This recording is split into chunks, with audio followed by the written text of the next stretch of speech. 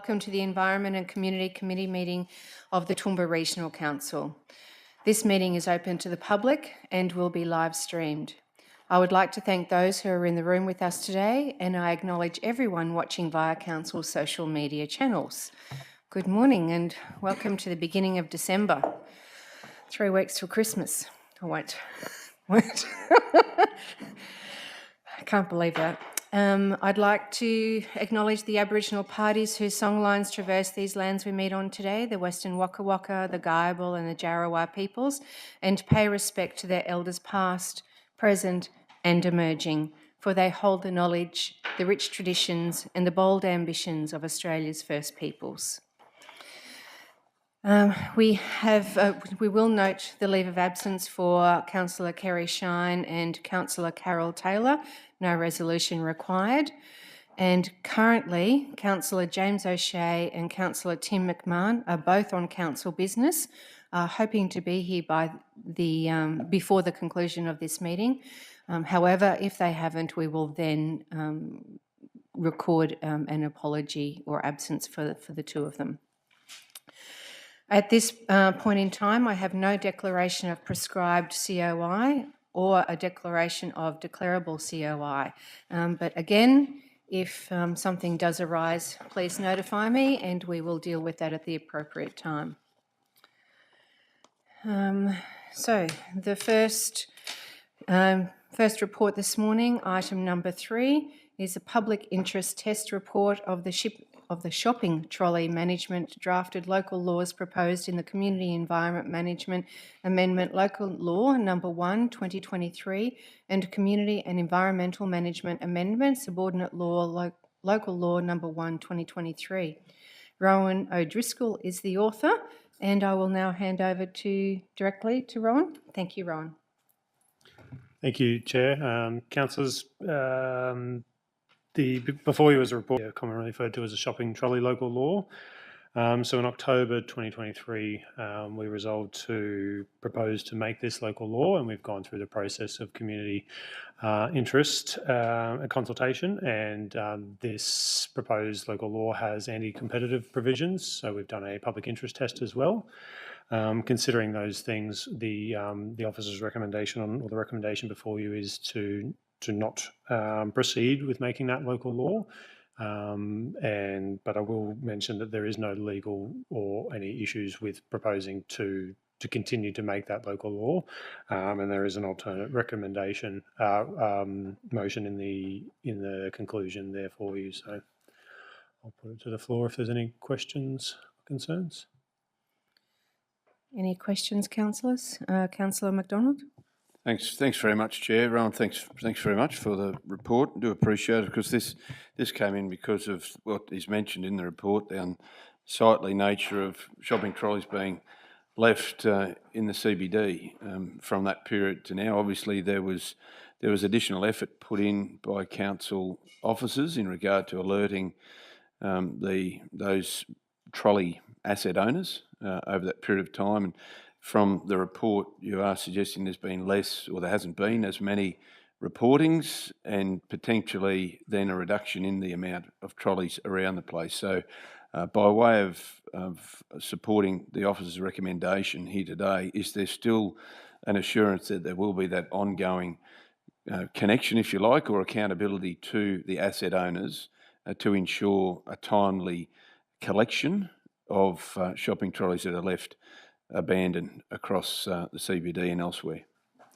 Yeah, thank you. Yeah, absolutely. That's something. If we do see an increase in complaints, we will still action them as we have been, and engaging with those retailers and discussing with them the options in terms of whether those are removed and impounded, and then that's an asset that's in their best interest to have that asset returned to their establishment. So that's something that absolutely will continue that we can do with the complaint management process. Thank you. Through you, Chair, one more question. Thanks very much for that. It gives confidence. In regard to a community member who may see a shopping trolley that's abandoned, what's the process for them to ensure that the trolley is collected and returned to its rightful place?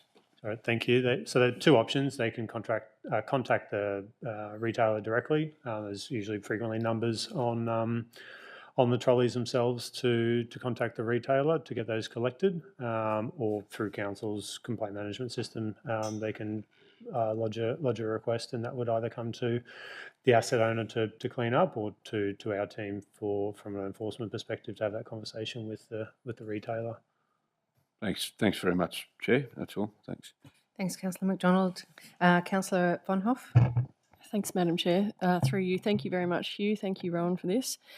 I want to sort of compare and contrast, I suppose. So Canterbury Bankstown in Sydney, last week, their mayor basically had a similar line of thought to when this motion was passed, which is that the abandoned shopping trolleys, he raised concerns about safety for pedestrians and motorists, and he said that they were unsightly for streets and waterways and parks, right? Same thing that we've all talked about. But they've taken a different approach. So Canterbury Bankstown, they want to seize the shopping trolleys and recycle them. And they are trialling AI technology with side-mounted cameras on street sweepers. And then they're getting that data to compile heat maps showing where the problem areas are. And it's only fairly recently that they've been doing this, but they've been getting hundreds of shopping trolleys every week. And now they're working with the minister because they want to lobby to get fines imposed on the companies, because they don't believe that the companies are doing enough to make sure that the shopping trolleys are found and brought back. And so that's a really different approach, same problem but different approach to what we're seeing here. And maybe we've got much more compliant owners of the shops and the shopping trolleys. But I'll be curious what others have to say. I'm really curious about this trial that Canterbury Bankstown is doing. I'd want to know about the costs of it. I'd want to know about the effectiveness of it. But I just am curious, and I also really like the idea of this council potentially piggybacking on the technology that another local government area is doing. And so what I'd be really curious in hearing and understanding is, can we just hold on this, contact Canterbury Bankstown, see the results of their trial, and then make our decision? Because maybe it's a really low-cost, very high-tech and neat option for local government to explore. And maybe it's really expensive and it's not successful. We just don't know yet. But I'm really just, it was drawn into sharp contrast, I suppose, the different approaches. So I flagged that almost as a comment, but I'll throw a question in there through you, Madam Chair, to maybe Rowan or Hugh. Is there any reasons that would preclude council from doing the approach that I just said, holding steady and then making contact with that other local government association? Because presumably they'd be working under the same anti-competitive legislation that we are, and just to see what the outcomes are. I might respond first, Chair. Thank you, Councillor Beck. In essence, no. Our report suggests that there's no immediate need from our perspective to have this local law in our armoury, that we've got other methods of managing this, but something like a trial that you've suggested using technological approach may well be beneficial, and I don't see any reason, given the fact that we haven't recommended proceeding with the local law, to defer, and we could defer this motion if that was the will of council.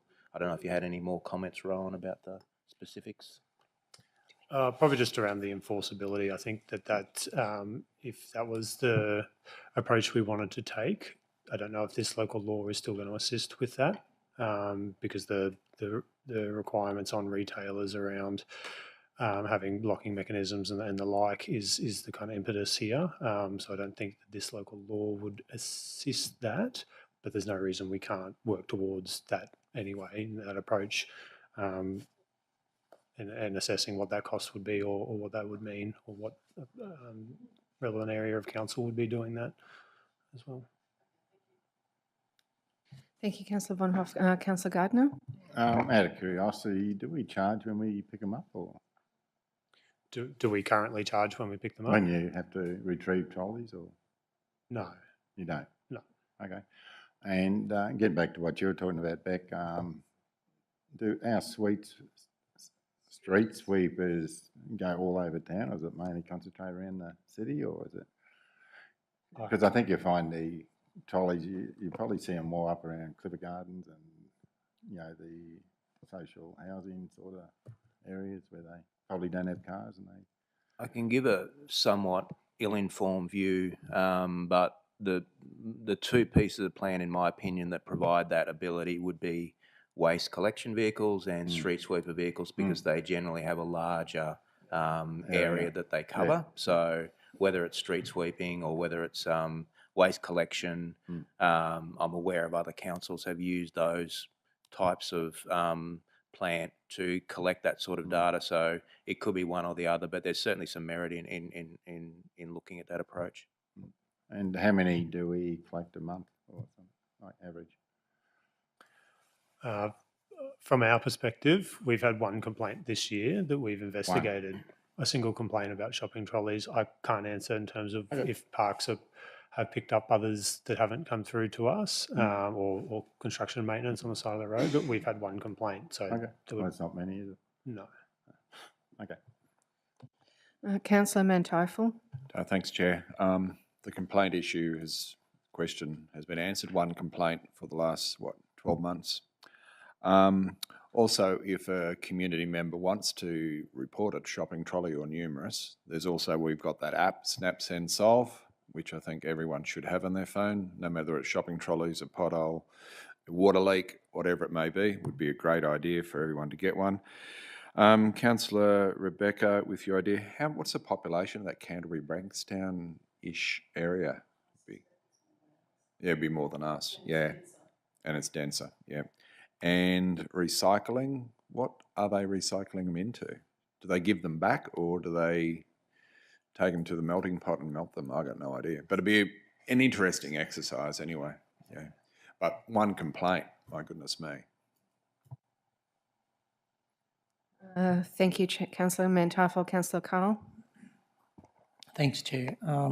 Through you to Hugh or Rowan, I'm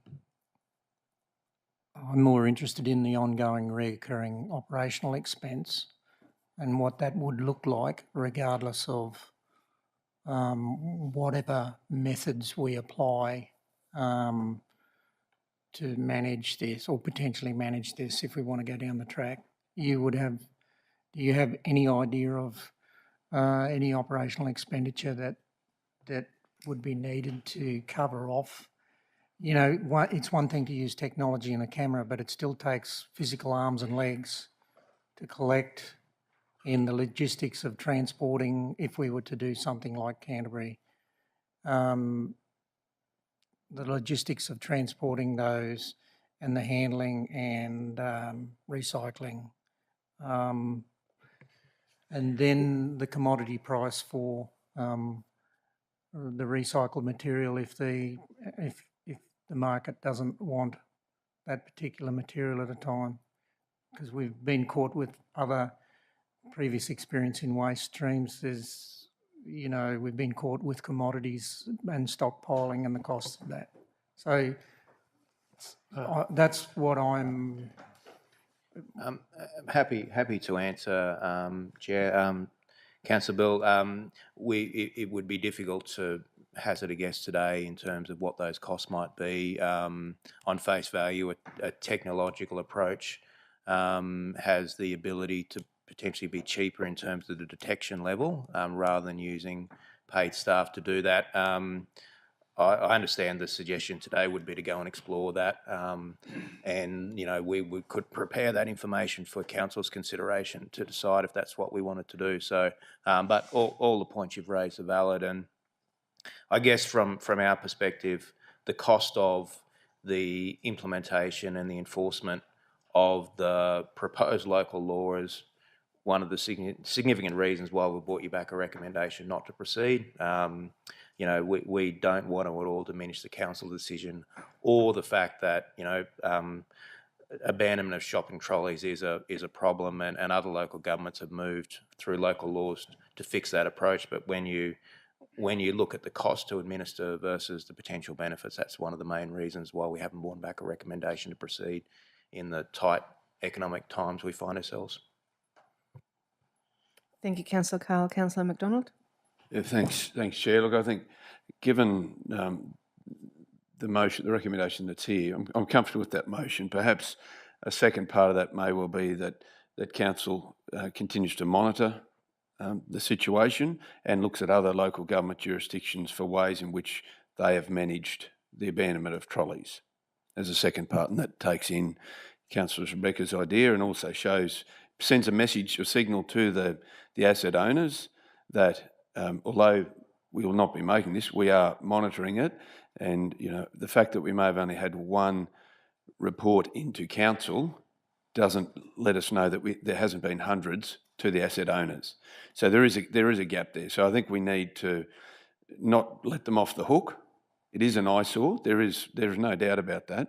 But I understand exactly where you've come from, and the report is solid.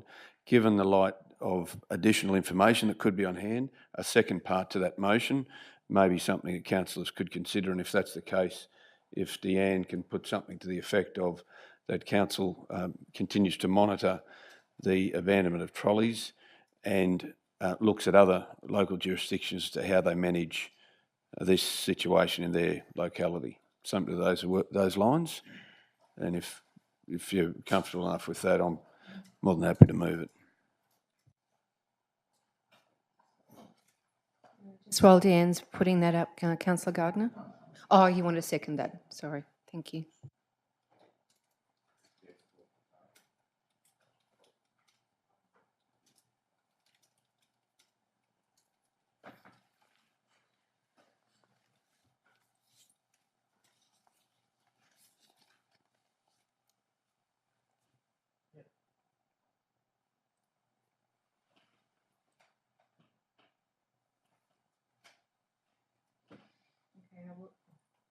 I'll just read that. That Council 1 resolves to proceed with the making of Community and Environment Management Amendment, Local Law Number 1, 2023, or Community and Environmental Management Amendment, Subordinate Local Law Number 1, 2023, and 2, continues to monitor the abandonment of trolleys and investigate management practices by other local governments. Is the mover happy with that? Yeah, look, I'm comfortable with that. Whether you wanted to cite in there, just for transparency of the discussion, including the example that Councillor Rebecca put forward, including that one, just so that there's a record of that particular one. If Councillor Rebecca's comfortable with that, put in Canterbury Bankstown. Need another copy. Including but not limited to Yes, Canterbury Bankstown. Thank you. Just in light of the conversation, I think it's got a lot of Bankstown. merit, so it could at least be added in there. The asset owners then may themselves look at what Canterbury is doing as well, and potentially might encourage them to be more proactive. Well, I hope they're listening to this debate, Councillor McDonald, with bated breath. Well, it's recorded, so we'll send them a message. But if you come, they'll definitely be watching. Drake's, Aldi. Yeah, so that would be great if we can do that. Okay.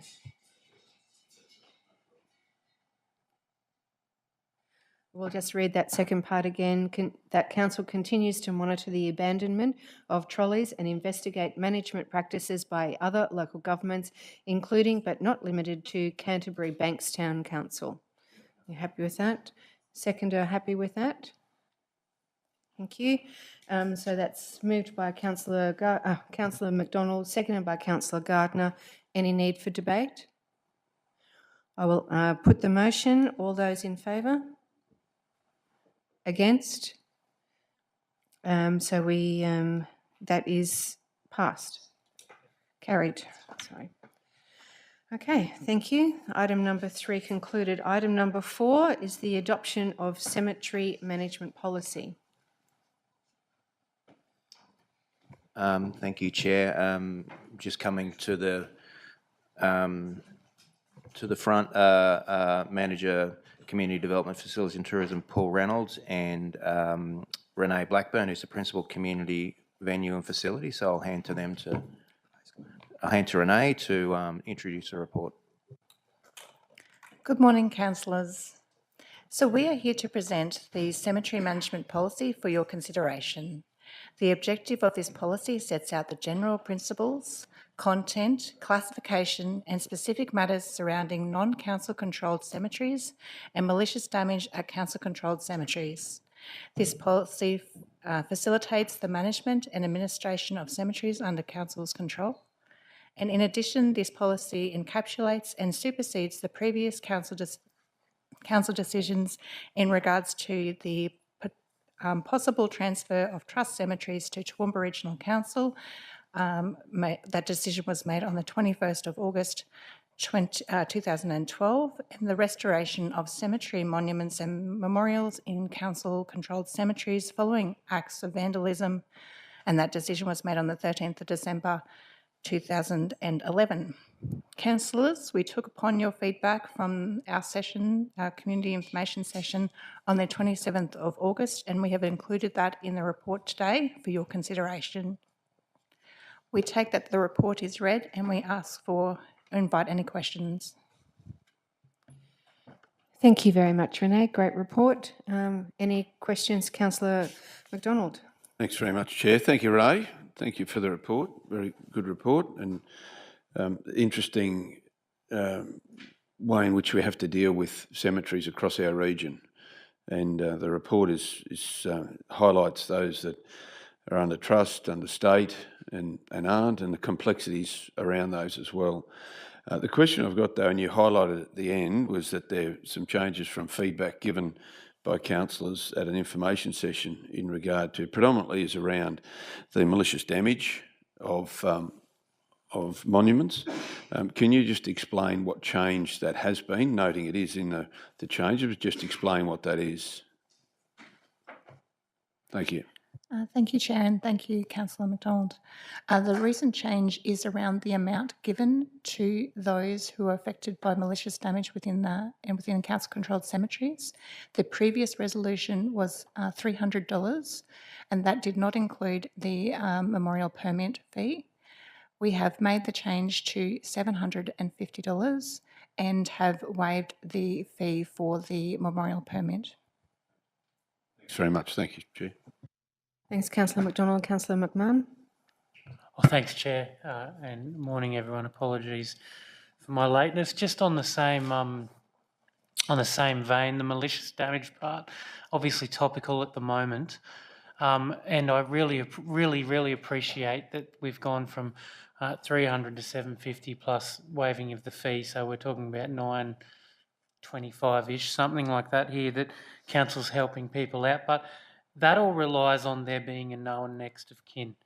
And I suppose the talking point is we've got many grave sites out there over a century old, and the next of kin may not be sort of known. And perhaps in history, when this has happened, there's a very small percentage of the family that are actually known in the past. So not thinking to be too different this time. So can you explain for us the process of working with, and noting we've had last general meeting a visit by a concerned community group who were looking to do that. Can you show us how that would work when there's no next of kin, how that process goes for rectifying the damage to that, please? Thanks. Thank you, Councillor McMahon. Yes, we have addressed that in our cemetery management procedure, which supersedes this particular policy, and we have included interested parties. And we would not, as council, reject an application from an interested party where we thought there would be no objection from the next of kin or a descendant. Thank you, Councillor McMahon. Thanks, Renee. Any other questions? In the absence of any further questions, I will put the motion that Council endorse the Cemetery Management Policy Attachment 1 and 2, make the necessary notations to previous decisions to identify Council's updated position is contained within the Cemetery Management Policy. I have a mover, Councillor McMahon, seconder, Councillor Carl. All those in favour? Unanimous. Carried. Thank you very much.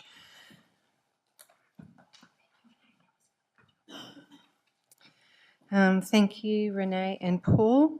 I will now move to item number 5, Public Art Reference Group Formation, South East Queensland City Deal Public Art Initiatives. I welcome Sue Lostro and Tani Pearce, authors of the report. And Tani, I believe you'll speak to this? Initially, yep. Initially. Thank you, Tani. Thank you, Chair. Today we're bringing to Council a report that recommends, it approves that asks that Council approve the formation of a public art reference group to guide Council's participation in the South East Queensland City Deal Public Art Initiative. So that's in line with our public art policy, our public art guideline and our public art reference group terms of reference, which requires Council to appoint a public art reference group for a project with a public art component. So we'll actually take that as read, but we invite questions as well. Thank you. Thank you, Tani. Councillor Manteuffel? I've really got no questions. I'd happily move that motion. Thank you, Councillor Manteuffel. Councillor McMahon? Thanks. I will ask a question. Good morning, team. I was on the Public Art Reference Group last term of council. 680,000 would have been a dream, and we were significantly less funded than that. Was it your good work that was able to increase that amount, or was it a generic state government funding deed? Good morning, councillors. Thank you for the question, Councillor McMahon, through you, Chair. We can claim absolutely nothing to do with getting that money. Thank you. And just, it's actually a collaboration. So it's led by the Queensland Government in partnership with the Australian Government and the local government members of the Council of Mayors, South East Queensland. So, yeah. Thank you, Councillor McMahon. Councillor McDonald? Thank you. And I just thank you very much, Sue and Tani, for the report. I think it's important here just to amplify where this funding has come from. So it is part of the SEQ City Deals, which is a partnership between the federal government, the state government, and the Council of Mayors of South East Queensland. It's $680,000 for public art. You're right, Councillor McMahon. It's money that we haven't seen come to this region ever before of this nature. It's now up to this group to come back to council with an idea once this is formed as to what that may look like. But I really want to emphasise where this has come from. It came from a City Deals brokered between the Council of Mayors of South East Queensland, regularly referred to as ComSec, of which council is a member of, and this would not have happened without that. So I just wanted to acknowledge that. Thanks. Thank you, Councillor McDonald. Any further questions? In the absence of any further questions, I will put the motion that Council approve the formation of a public art reference group identified in Attachment 1 to guide Council's participation in the South East Queensland SEQ City Deal Public Art Initiatives. Any need for debate? Yes? No, yes. That's okay. I do have a mover in Councillor Manteuffel. I need a seconder, Councillor McMahon, and all those in favour? And against? Unanimous. Thank you very much. That's okay. Thank you, Sue. Thank you, Tani. Now moving to item 6, closing. We need to close the meeting to the public.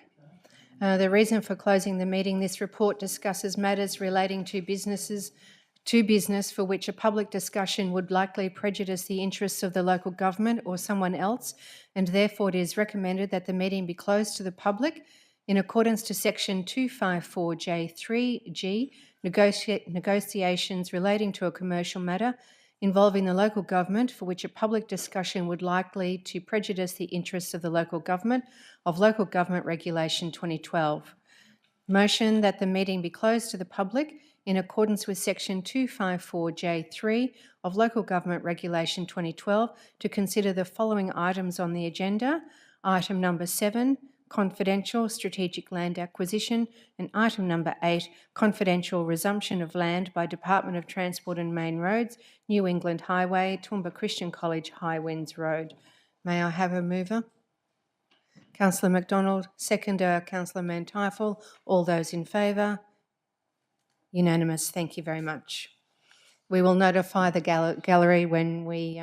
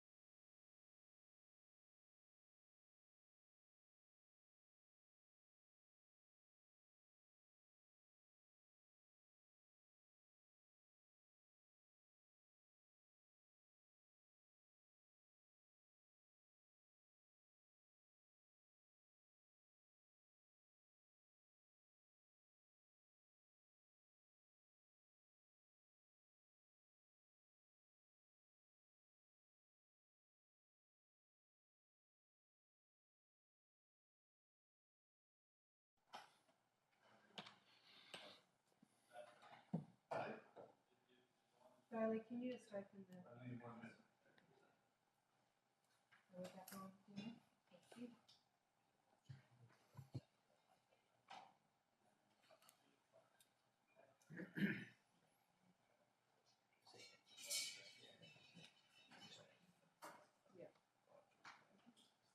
We're just waiting for the live stream.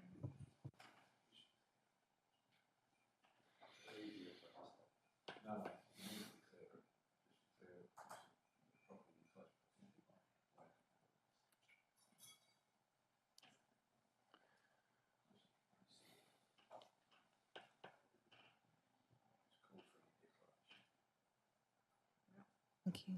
Thank you. We are live streaming again, and I will just call for any declarations. Councillor Gardner? I'd like to say I have land next door to this said land, so I will declare a conflict and leave the meeting. Thank you. Thank you, Councillor Gardner. Thanks. If that's the case, Councillor Melissa, Chair, I'm happy to move to go into closed session. Thank you very much. I'll put a motion that we go into a closed meeting. I have a mover in Councillor McDonald, seconder, Councillor Mantyfall. All those in favour? Unanimous. Thank you. We will close the meeting.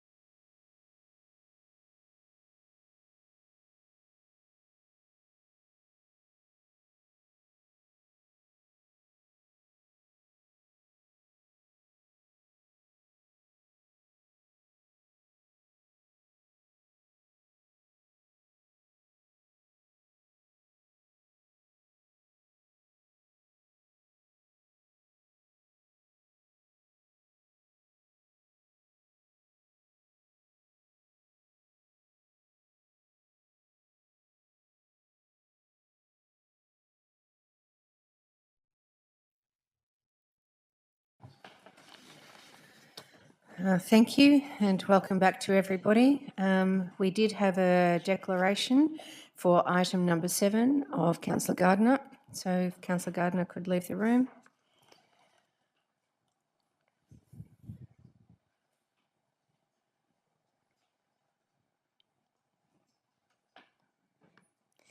Thank you. So the motion reads that the Chief Executive Officer be authorised to negotiate the acquisition of the property as detailed in the confidential report titled Confidential Strategic Land Acquisition. 2, that in the event that the negotiations are successful, the purchase be funded from the Development Reserve. Have a mover, Councillor Menteifel, seconder, Councillor McMahon. All those in favour?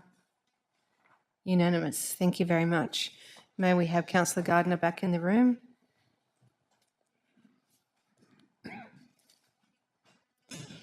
Thank you. Item number 8, the motion reads that the Chief Executive Officer be authorised to accept the offer of compensation amount offered for the council resumed properties as detailed in the confidential report entitled Resumption of Land by Department of Transport and Main Roads, New England Highway, Toowoomba Christian College, High Winds Road. 2, that the compensation amount be placed in the Development Reserve. Have a mover? Councillor Edwina Farquhar, seconder, Councillor Gardner. All those in favour?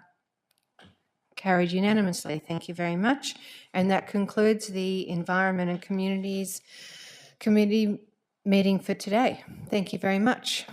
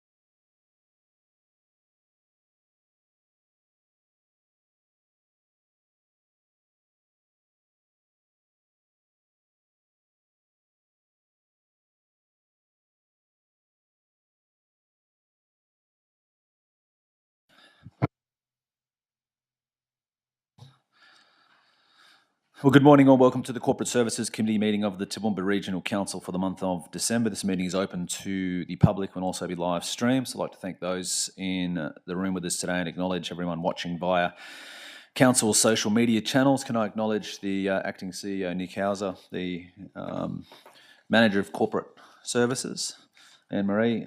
Andrew Allpass will be presenting our first report shortly. Thank you to Deanne. Can I acknowledge Mayor Jeff McDonald, Deputy Mayor, Councillor Rebecca Vonoff, and fellow councillors and everyone tuning in. I said this is the final corporate services meeting for the calendar year. I would like to open the meeting by acknowledging the Aboriginal parties whose songlines traverse the lands that we do meet on today, the Western Waka Waka, Guyabal and Jarrawa peoples, and pay respects to their elders, past, present and emerging, for they hold the knowledge, rich traditions and bold ambitions of Australia's first people.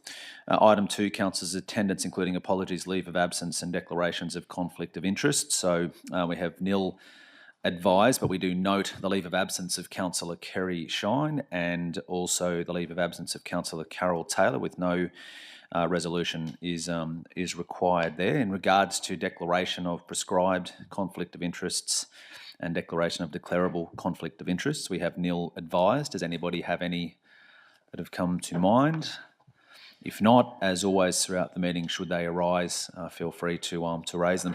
Before we go to the first item, councillors, I would like to acknowledge Shane Morris, who last week was one of the CEO Award recipients, our Principal of Rates and Revenue, an employee of 30 years within Toowoomba Regional Council. And when we speak about a focus around customer experience and customer focus, I think anyone that's had any dealings with Shane would certainly say that he is someone that definitely epitomises exactly that, and wonderful to see his recognition. So I think a good opportunity here today to acknowledge Shane and congratulate him through Corporate Services on picking up the CEO Award. So congratulations to Mr. Morris. And with that, councillors, we will go to item 3. It is a request for sponsorship Toowoomba Marathon. Now, before I hand to Andrew, so there's a confidential attachment in regards to this. So if we need to, and Mr. Allpass will probably speak a bit more about that, but if there are elements of that you would like to discuss, obviously the opportunity is definitely that we can, but just a warning, we do need to go into confidential, so please keep that one in mind. I'll hand over to you. Thank you, Mr. Allpass. Thank you, Chair, and good morning, councillors. Councillors, we've been in receipt via the sponsorship policy of an application from Gold Coast Event Management Queensland, trading as Events Management Queensland, relating to the Toowoomba Wellcamp Airport Marathon to be staged over 2 days on the 3rd and 4th of May 2025.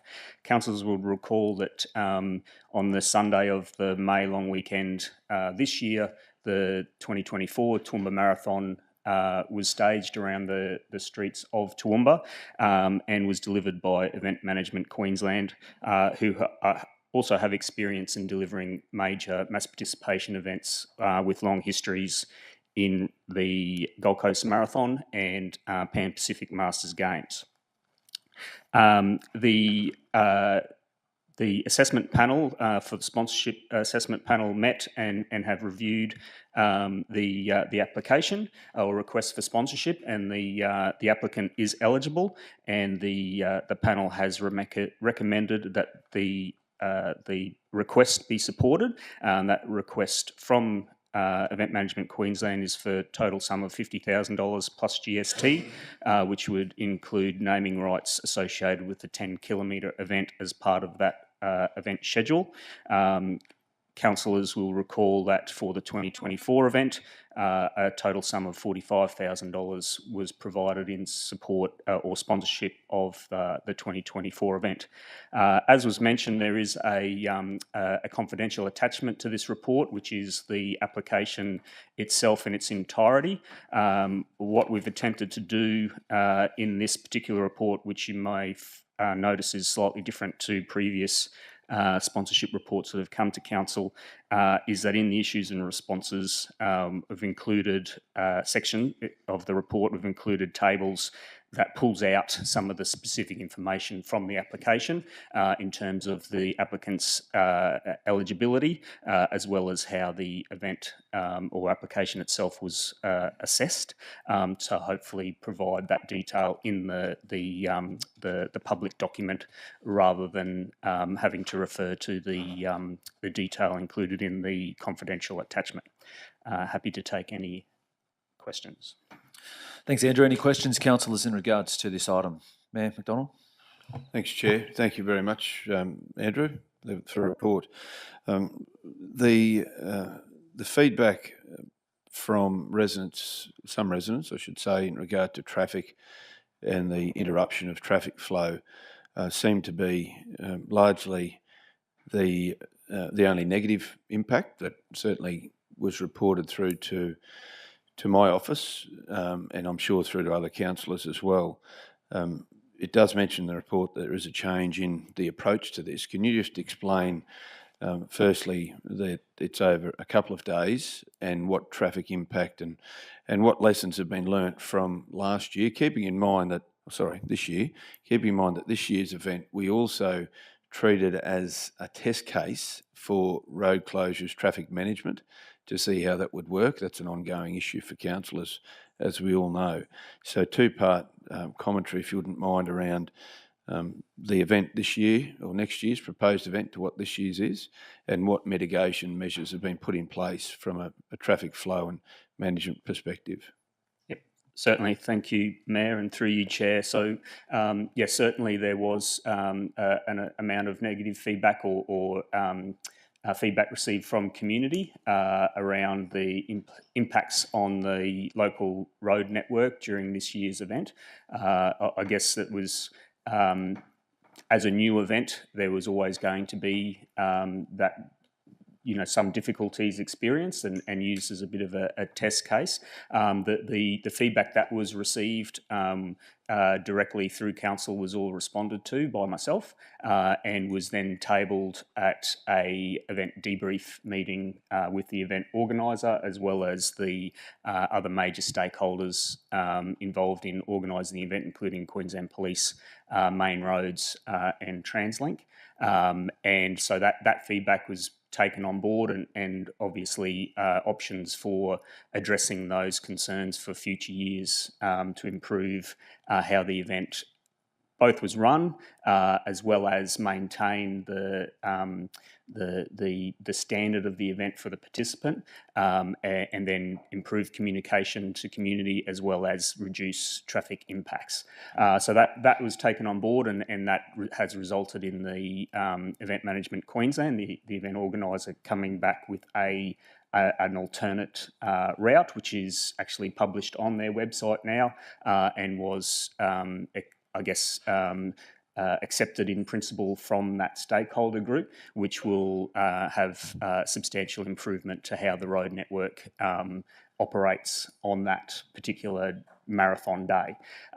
The other element to that was that the splitting into two over 2 days. So the shorter event, so 5K runs and 2K runs and whatnot, will be held on the Saturday at the Toowoomba Wellcamp Airport, and it'll just be the longer events, marathon, half marathon and 10K, that will be held on Sunday, which will be very much similar to this year's event, other than reducing or removing the second loop out to Picnic Point, which necessitated the closure of Long Street for a long period of time in that day, which did lead to significant impacts on the road network.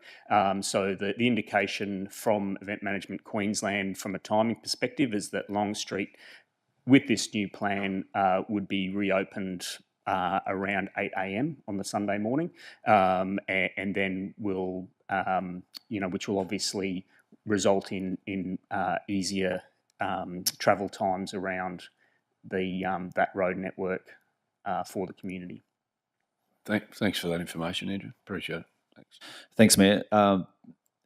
Councillors, just before we move forward, I probably just thought with this item, when we first brought it to council the first time, just in regards to, it was remiss of me with conflicts of interest, and I remember I mentioned when this was raised the first time that this particular event actually does run past my doorstep. So, but we, from memory at that time, obviously I declared that, and obviously I had no greater gain or loss than anyone else, and I was able to participate in the matter. So as the circumstances have not changed, but I think probably it should be put on the noted on the table, unless anyone has any questions of me or concerns around that. No. All right, and Councillor Farquhar. Yes, Councillor James, we did agree that you had nothing to lose or gain more than anyone else in the community. I also raised that the marathon runs straight past the front of one of my premises, actually two. However, the whole of town and the whole of the area is shut down, and I have nothing more to lose or gain than any other retailer in that area. So I was allowed to stay, but I just want to make that noted.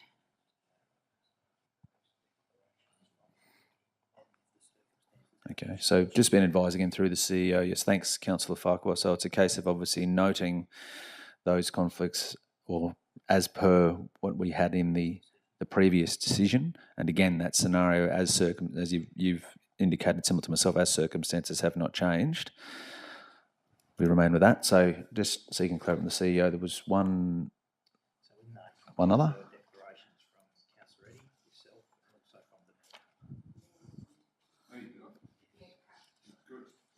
Okay, if that's the case, I'll declare that I've made a previous declaration and voted on to allow myself to stay in the room and participate and vote on the matter. And as the circumstances have not changed, I'll stay in the room and participate and vote on the matter. Thanks, Mayor. Thank you, councillors. Just whilst I pause at that moment, anyone else that's impacted or any concerns around that? Okay, apologies, and thank you for that. So thank you, Mayor. So your line of questioning was complete? That's all for now. Thanks. Yeah, sure. Councillor Manteifel. I don't know whether the benefit to the community from the 2024 marathon, are there any statistics around that?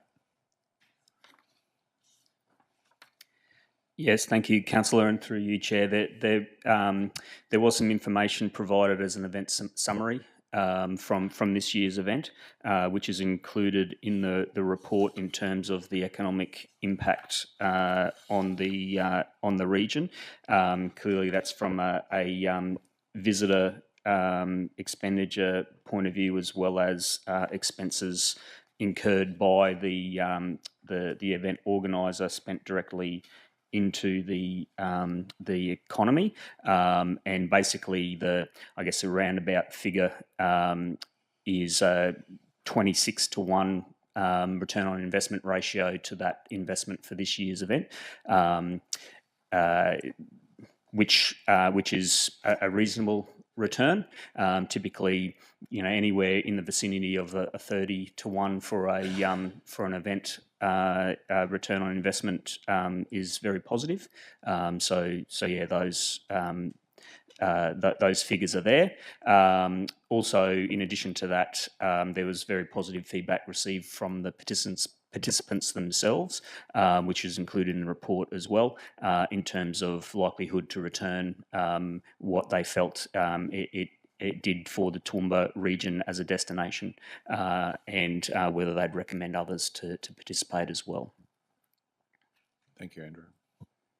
Thanks, Councillor Manteifel. Councillors, if there are no further questions in regards to this, there is a recommendation before you, which is that Council approve a sponsorship of the 2025 Toowoomba Wellcamp Airport Marathon to the value of 50,000 plus GST for naming rights, which will be Visit Toowoomba region, associated with the 10-kilometre event. And the second part of that recommendation is a sponsorship agreement between Council and the Gold Coast Events Management Ltd be executed by the Chief Executive Officer in respect of the 2025 Toowoomba Wellcamp Airport Marathon. So that is the motion. Do I have a mover? Moved by Councillor Manteifel, seconded by Councillor Gardner. Does anyone wish to enter into debate? With no call for debate, I'll put the motion. Those in favour? It's passed unanimously. Thank you, Andrew.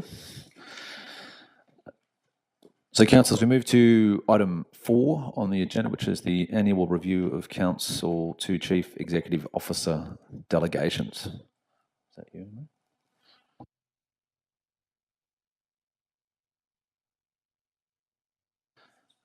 And Bailey Garcher, the author of this report. So I'll hand straight to Bailey. Through the chair, good morning, councillors. Good morning, other attendees.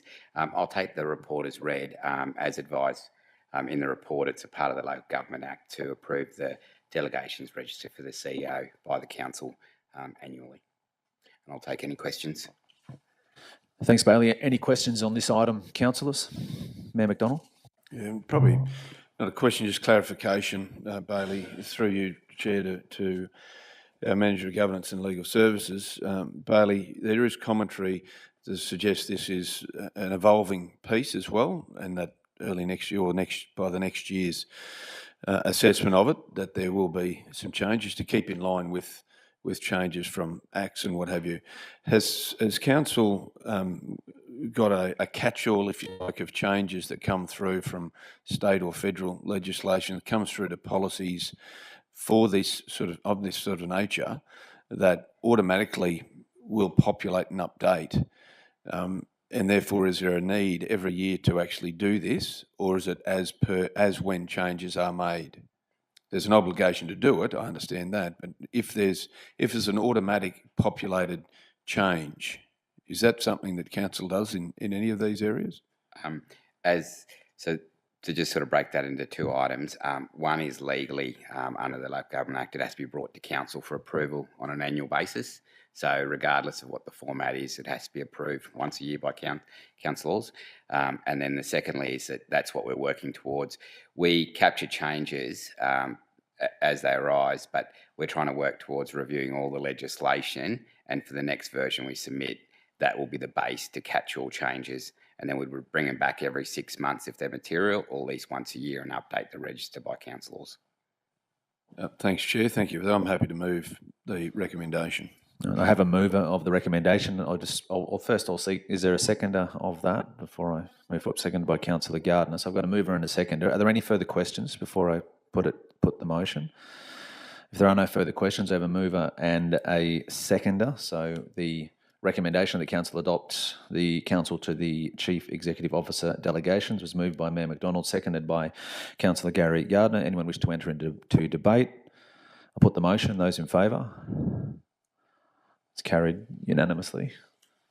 Thanks, Bailey. I think you're on the next item as well. So, councillors, we move to item number 5 on the agenda here. It's the complaints management policy. So, author Bailey Garcher and Kylie Delrain. Okay, through you, Chair. So, with Governance and Legal Services and PCE, we've been working on a revised complaints policy. And in addition, under the CCC requirements in Section 48, we need to have a standalone chief. There is a complaints policy in relation to the CEO or public official within our existing complaints policy, so we do cover that point, but we're required to have a standalone policy, which we put in the pack. So essentially, probably the best way to do this is to take the report as read and take questions.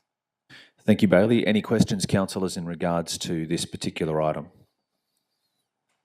Mayor McDonald. Thanks, Chair. Through you to Bailey. Bailey, just looking at the track changes on the attachment 2, there seems to be there's a number of changes in there. Is there anything from your perspective as the author, together with Kylie Delrain, that's of a material impact that councillors need to be aware of, or indeed the community? Is there any material impact? There's a lot of changes, but most of those seem to be grammatical or bring it up to speed of the current Act. Is there any material things that councillors or the community need to be aware of? So the main material change is taking out the components of the CEO complaints process or public official to a standalone policy. So there is a material change. We've sort of moved it into a separate standalone policy. Thank you, Bailey. Happy with that? And if there's no other question, I'm happy to move it as well. Councillor McMahon, you're indicating a willingness to second, so I've got a mover and a seconder. Are there any further questions in regards to this item, councillors? With that in mind, should I say with that response, I'll take that as a no. So we have the recommendation before us, and it's that council resolves to adopt 1, the revised 2.52 complaint management policy attachment 1, and 2, that the draft complaint management chief executive officer policy attachment 3. Have moved by Mayor McDonald, seconded by Councillor McMahon. Anyone wish to enter into debate? I'll put the motion. Those in favour? It's carried unanimously. Thank you, Bailey. Councillors, that takes us to item 6 on the agenda, which is the advertising spending policy. Authors Dan Loader, but we have Brendan Stoner to present.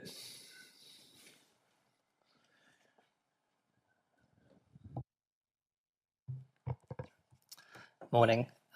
So this is just a periodic review. There's no substantial changes suggested. I'll take the report as read. Thanks, Brendan. Councillors, so we had an information session, obviously, in regards to this one recently. Are there any questions? If there aren't any questions, if anyone is willing to move that recommendation or question. Question, Councillor Farquhar. Thank you, Chair. Thanks, Brendan. Just a quick one. What's our, and I could look at the annual report and you can take this on notice, but our advertising spend each year, this talks about the policy itself, but what's our budget for this year, do we know? Or you could just take that on notice? I'll take that on notice, but from memory, it's around 150,000, and then it would depend if we receive any other funding. So recently we received the funding through the waste. I think Natalie updated you last week, so that one's a state government initiative. So that would be in addition to what we already spend. Mm-hmm. Okay, thank you. Thanks, Councillor Farquhar. Are there any further questions in regards to this item, councillors? If there are no further questions, the recommendation is before you that the revised 2.55 advertising spending policy attachment 1 be adopted. Do I have a move? Moved by Councillor Farquhar, seconded by Councillor Gardner. Anyone wish to enter into debate? I'll put the motion. Those in favour? It's carried unanimously. Thank you, Brendan. Councillors, that takes us to item 7 on the agenda. Council pre-approved suppliers exception from seeking written quotes or tenders. Author is Andrew Wegner. Good morning, councillors. So by way of some background, the pre-approved supply list is considered on an annual basis. The list includes suppliers being only supplied reasonably available or services being sought are of a specialised or confidential nature. The list of suppliers continue to reduce over time, with a proposed list of 93 suppliers is down from the 133 in 2020. Branches are continuing to review these arrangements and seek other ways to engage suppliers. Examples include through local buy or panel arrangements. Example suppliers includes Ergon Energy, Seek and Tech One, and I'll take the report as read. Thank you. Any questions, councillors, in regards to this particular item? If there are no questions in regards to what there's a recommendation, it is that council adopt the pre-approved suppliers list attachment 2 as being compliant with the application of section 235A or B of Local Government Regulation 2012 for contract purposes. Do I have a mover? Moved by Councillor Mann-Tyfel, seconded by Mayor McDonald. Anybody wishing to enter into debate? I'll put the motion. Those in favour? That's carried. Thanks, Andrew. And thank you, councillors. So that is that brings to a conclusion the Corporate Services Committee meeting for the month of December. We're happy to move directly to economic development.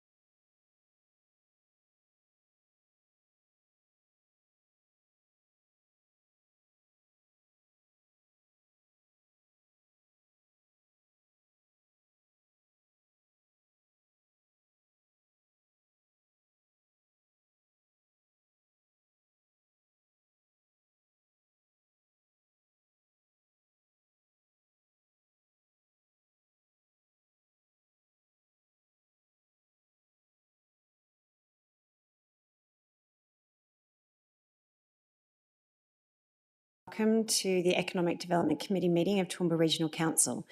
This meeting is open to the public and will also be live streamed. And I'd like to thank those of you who are in the room with us today and acknowledge those watching via Council's social media channels. Now, councillors, I remind you to please click join the meeting in board view, as today we actually have a few things to discuss. So I would like to acknowledge the Aboriginal parties whose songlines traverse these lands we meet on today, the Western Waka Waka, Jibal and Jarawar peoples, and pay respect to their elders past, present and emerging, for they hold the knowledge, rich traditions and bold ambitions of Australia's first people. For attendance and apologies, I have an apology from Councillor Shine, noting leave of absence and there's no resolution required. Also an apology and noting a leave of absence for Councillor Carol Taylor, no resolution is required. I have no declarations of prescribed conflict of interest or declarable conflict of interest. However, if that changes, please let me know as we go. Now, the first item that we're going to talk about today is the outcomes of the report on Singapore Gardens by the Bay, Carnival of Flowers display and delegation. We've got Jane here to take us through it. Thank you, Jane. Thank you, Chair. Good morning, councillors. Council's relationship with Gardens by the Bay has provided Toowoomba region with a unique and significant opportunity to showcase the Toowoomba region and the Toowoomba Carnival of Flowers, our fresh produce and First Nations culture internationally. The launch, which was held on the 23rd of September, was one of the largest that Gardens by the Bay had held, with 22 guests, which include the Toowoomba delegation of 33, as well as Gardens by the Bay local partners and embassy representatives from a number of countries. The Gardens by the Bay recorded over 70 articles leading from the launch that provided coverage from Singapore, China and Australia.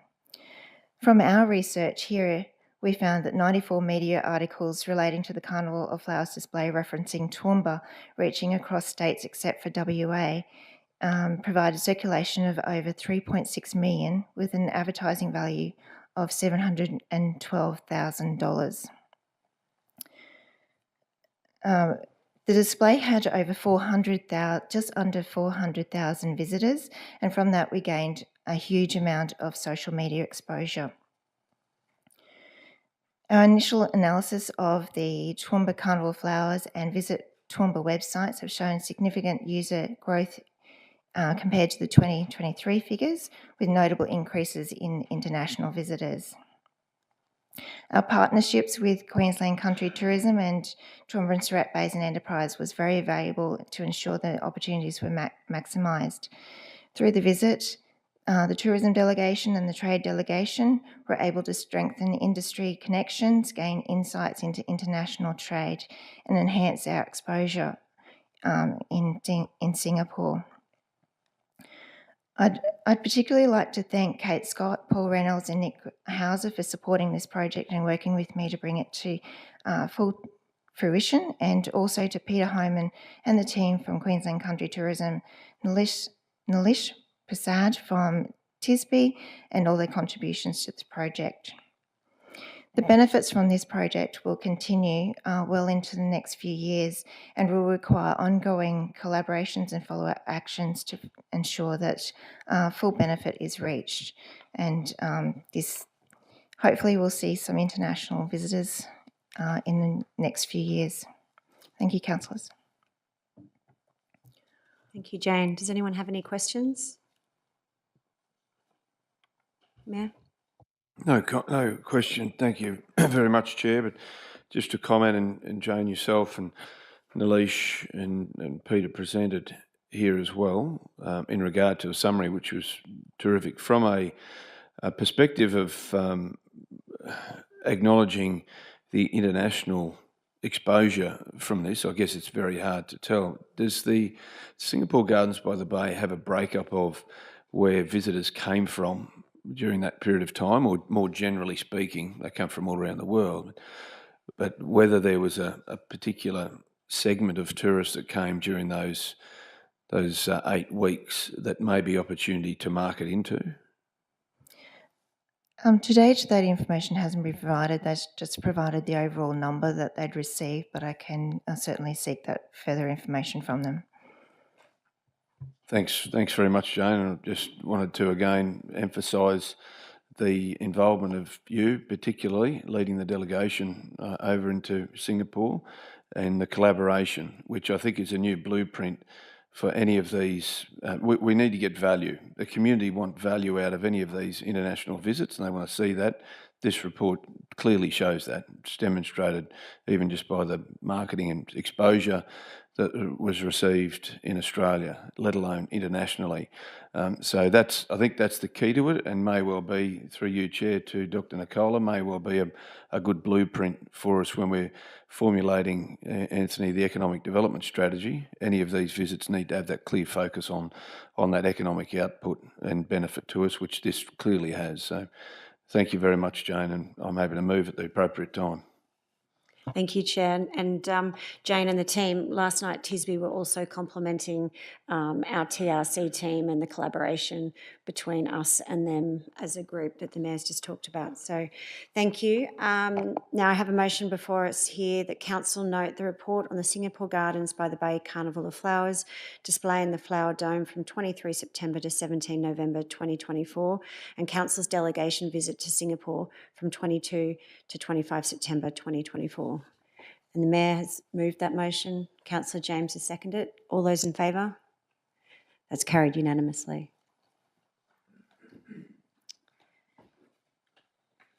Thank you, Jane. Now do we have Adam?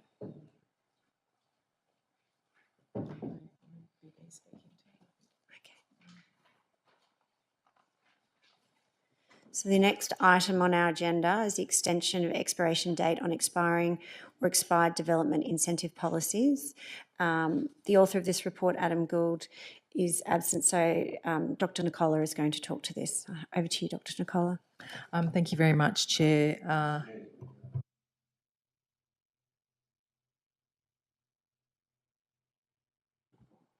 Okay, thank you, Councillor Gary. So Councillor Gardiner would like to declare a conflict of interest in relation to this item, and will remove himself from the room while the item is discussed and voted on.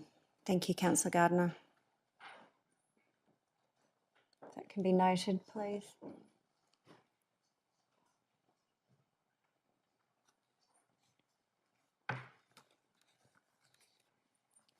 Over to you, Councillor. Dr. Nicola. Thank you very much.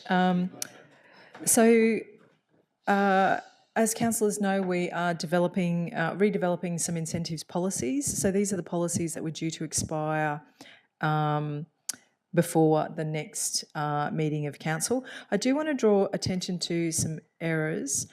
So we did make some changes after the last ELT meeting.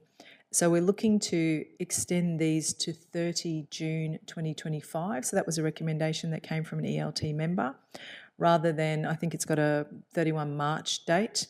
So the dates are different throughout. So they should all say 30 June 2025. And also on page 5 of the table, there's an error.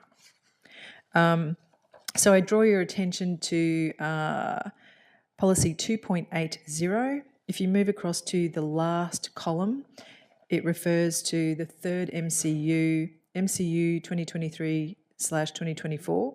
The amount there that has been discounted says $629.232. That's actually not an amount that's possible. It's actually $629,232.75. So just there. So the changes in here are to merely.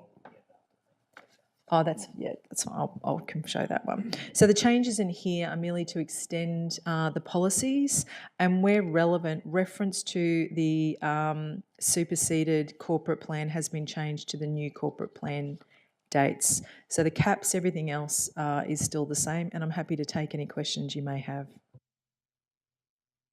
Councillor Bill? Chair, it's not, in fact, a question about the topic. I just want to go back about some procedural stuff here. When a councillor makes a declaration, we actually need to record the reasons why the councillor has a conflict and whether they stay in the room, leave the room or whatever. I have no idea, therefore the public will have no idea. It needs to be recorded. So just around some procedural correctness here, can we please, not having a crack at you, Chair, Madam Chair, not at all, but just can we please record the reasons for the record? It's just a normal part of procedure, I'd say.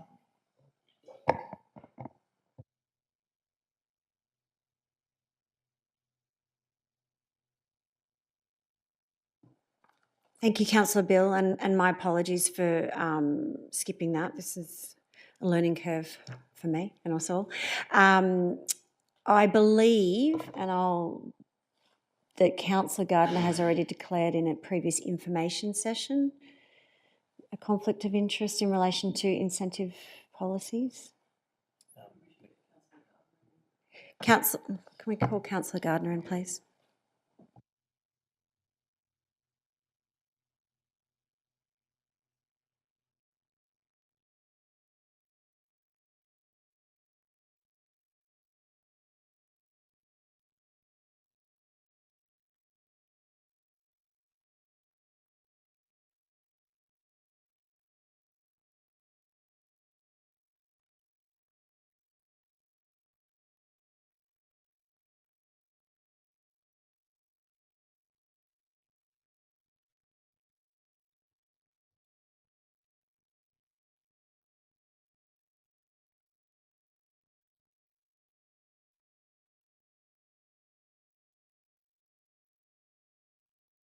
Sorry, Councillor Gardner, for asking you to leave the room before asking you to provide information in relation to your declarable conflict of interest and why you believe you have a declarable conflict of interest. We do apply for different incentives. I think I'm not involved in the detail myself, so I can't be specific. So I just... So if we were to say your business could gain from the incentives policy? No more than anyone else, but anyway. Dan might have some wording there. Have you got some wording there?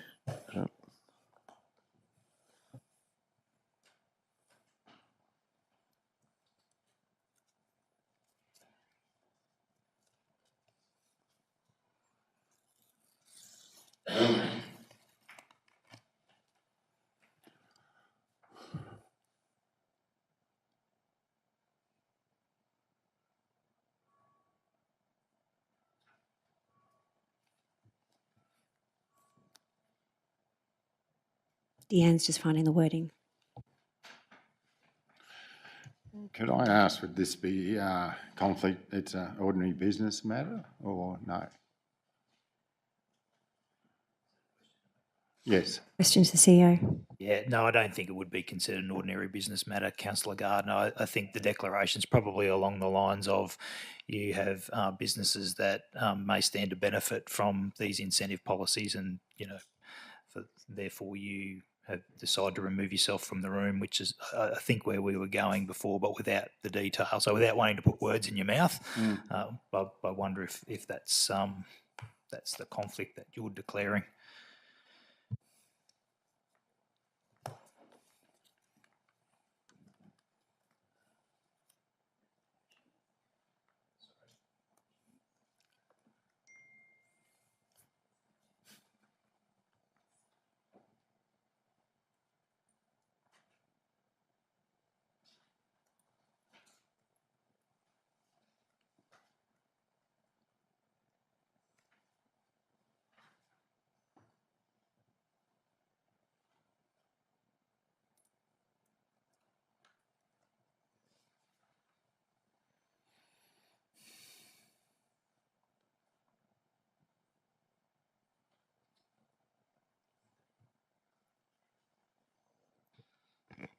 Councillors, reading from the Act, Section 150 EQ, obligations of a councillor with a declarable conflict of interest. The relevant subsection is 4. It says the particulars of the declarable conflict of interest are the following: A, the nature of the declarable conflict of interest; B, if the declarable conflict of interest arises because of the councillor's relationship with a related party, the name of the related party, the nature of the relationship of the related party to the councillor, and the nature of the related party's interest in the matter. So there's some of the details that need to be recorded. And again, I think it's the suggestion around those businesses of yours which are related parties potentially standing to gain from the extension of these incentive policies. It could simply be as simple as that. Mayor. Perhaps, given what Councillor Gardner has said, it's just put simply, the reason is that the councillor has ownership in entities which could apply, which has in the past and could apply for incentives under the policies, which I think is what Councillor Gary, you were saying. So it's maybe just as simple as that. Councillor Gary Gardner has ownership in entities that has and could potentially apply for incentives under the policy. Something along those lines would be pretty simple.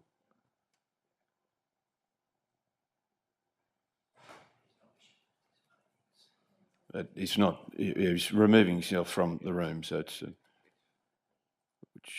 it's his choice, but the reasons for the declaration need to be put up there. Councillor Rebecca. Thanks, Madam Chair. Through you to Councillor Gardner. Do you agree with that, Councillor? Yeah, I guess so. Yeah.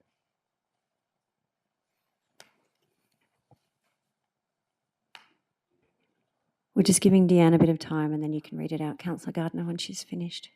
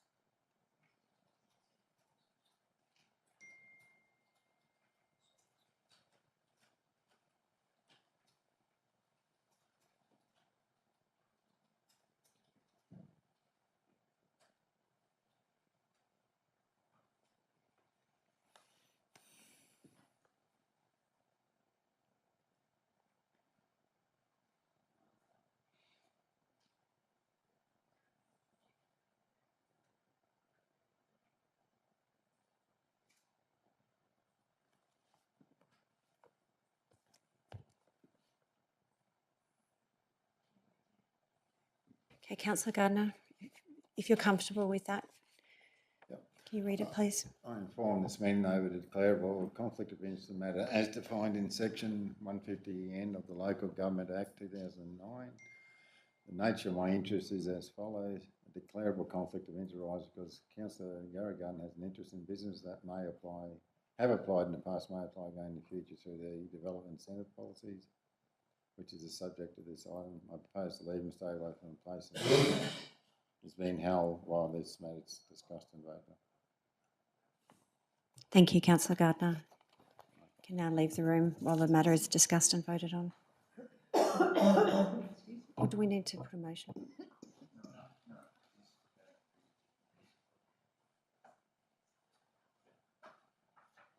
And here's Adam, who's very unwell, and he's just going to sit quietly in the corner and be here to answer any questions, but Dr. Nicola will take over on his behalf. Thank you, Adam.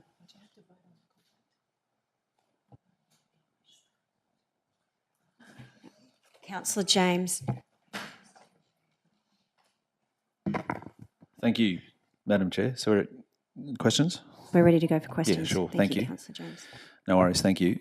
Thank you for the report, and I think obviously my question, I suppose, around this, and I know we sort of spoke a bit about it when we went through it, when we had the initial info session about this, but I mean, any of these incentives or things that we put forward obviously is there to try and create an outcome, and obviously, to be honest, at the end of the day, the market will decide if it's, you know, is a good decision or not. I mean, and I think you can go through the columns here on page 5, and it sort of shows you, you know, the uptake in them tells you the story.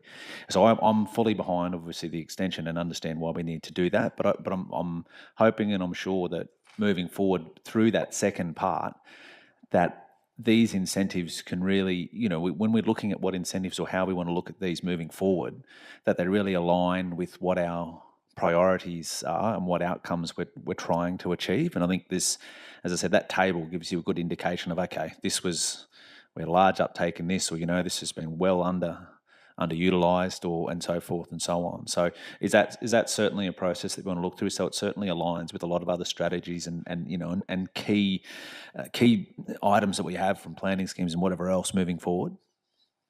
Absolutely. Thank you, councillor. So one of the reasons that we do want to extend it is we don't want to disadvantage anyone who's got an application in, but they have not yet received the payment, so they may have met the criteria. So you can certainly see 2.44, 2.59, 2.50 very much underutilised. 2.84 is ticking along at just over $786,000 of a cap of 3.5 million, but that's been over sort of 3 financial years, so even that one's fairly light. For 2.80, and this one is relevant to the conversation yesterday that Ed Hodge and the UDIA had started via email. For 2.80, the cap is $2 million. We have a lot more applications than so it would certainly meet the cap. However, they are yet to, so they've met the criteria, but they've yet to qualify because of the stage of development. So for MCUs, we're currently at, there's a $2 million cap, and we're currently at just under $1.2 million. And for RALs, obviously, there's the amounts are there. So certainly the greatest uptake has been in that 2.80. And you can see that relevance yesterday to that whole conversation about the infrastructure charge in the infrastructure charges resolution. Adam has very, very nicely turned up for a small period of time today, but has got the back history, so can take you through that. But we're keen to see all of these, particularly 2.80 extended, because we actually have current applications and they would be disadvantaged if we don't. But I'll hand over to Adam for a bit more background. I read through some of the emails there this morning, and the position that Ed and the UDIA have put forward, we are supportive of. This extension essentially then, as Nicola has just said, allows for the existing applicants to finalise the process, as well as then also would allow us to make changes to the charges resolution, you know, with council's approval, of course, that incentive policy would then align with that position that has been put forward. So we are relatively supportive of that.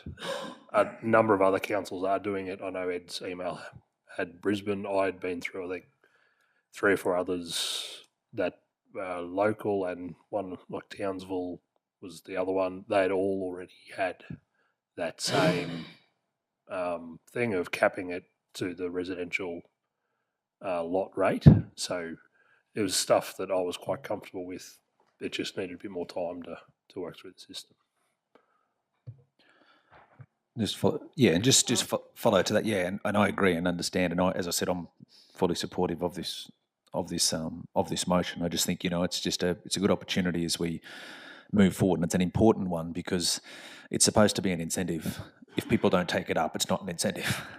So it's important that, you know, the whole of council, and as I said, what the priorities that we have or what we're trying to achieve is you know, if it takes incentives to do so, this is the opportunities once we get to when we relook at these, obviously post June 30 or whenever that is. So I think, you know, as I said, I think that's the bottom line. It's just important that an incentive is an incentive.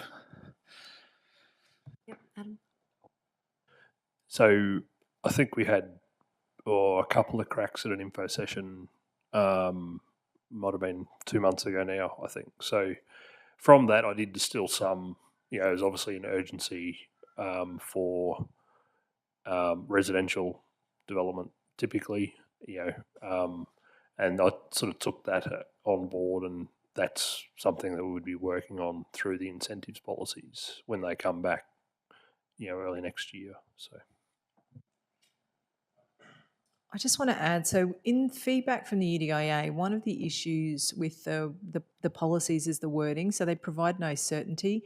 So you might apply and meet the criteria, but you don't get the letter back saying you've met the criteria, you can rely unless you don't start your development for, X amount of period. So they're unable to use that to leverage finance and those types of things. But we're looking at that when we come back with the policies. They'll be better worded to provide that certainty, because we've got an awful lot of applications against 2.80, but it's going to be first in best dressed until it hits the $2 million cap, and that might only be one more development away, given that there's amounts of up to 630,000. Thank you, Dr. Nicola.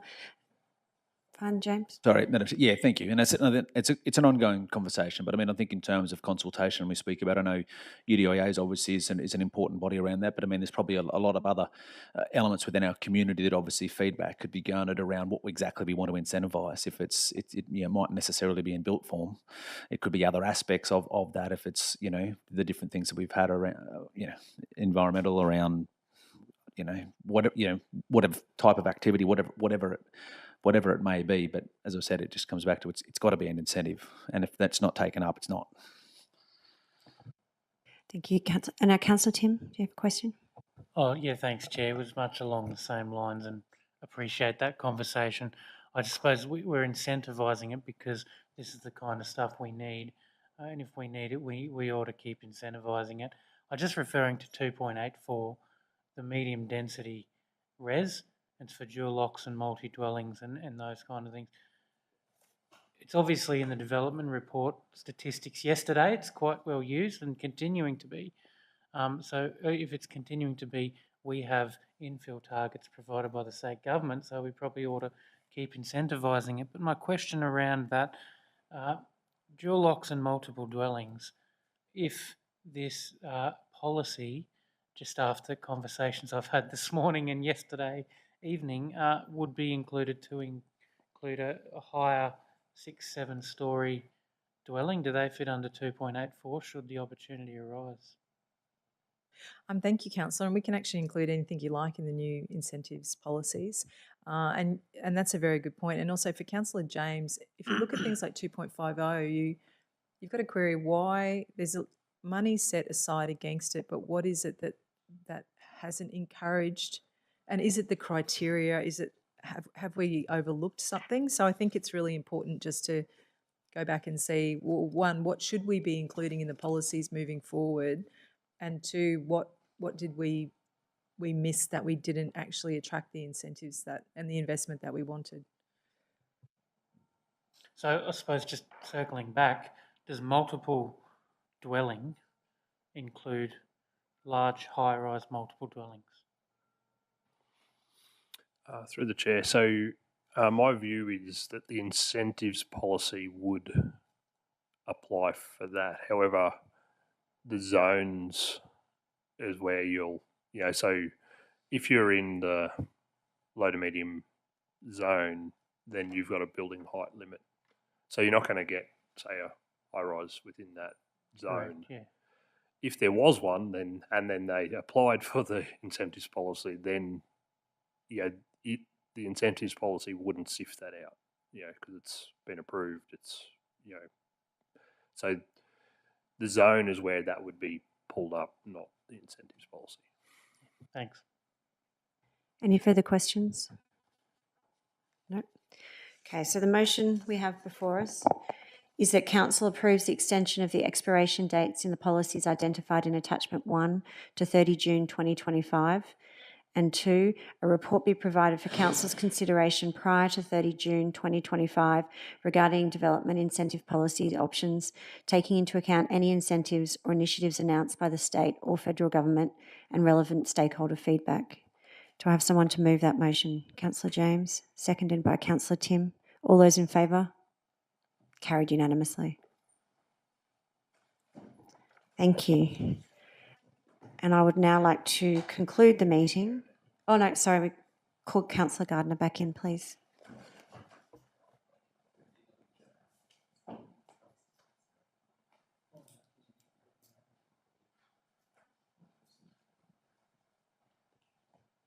Now that Councillor Gardner is back, I would like to conclude the meeting at 5 minutes past, 11 o'clock? 11:05. 11:02. That clock's fast. All right. Thank you, everyone.